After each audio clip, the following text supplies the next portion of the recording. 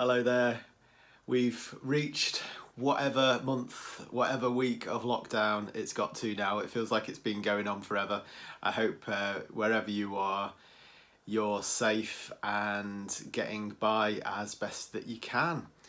But today I thought I'd share with you something that I've been doing to alleviate the lockdown blues.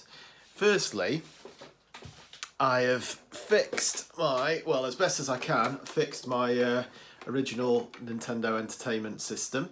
It was having the well-known blinking light of death, but following a couple of YouTube clips, I managed to get inside this and tighten all the connectors and things like that. So it seems to be working pretty well now. So as a reward to myself, I thought I would buy myself one of those multi-carts off eBay.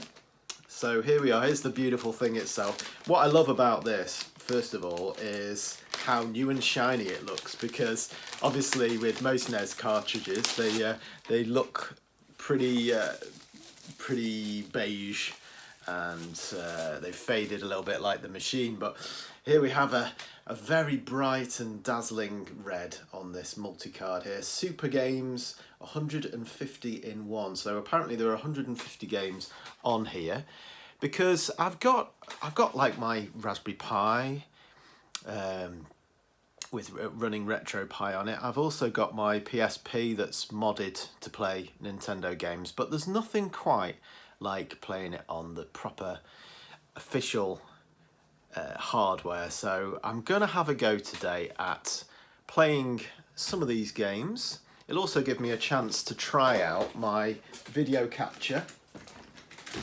So I'll show you what setup I've got in a bit.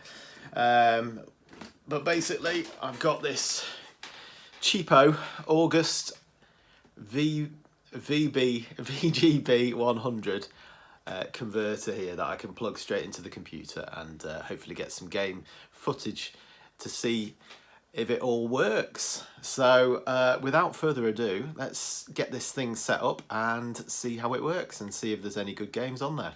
All right, here we go.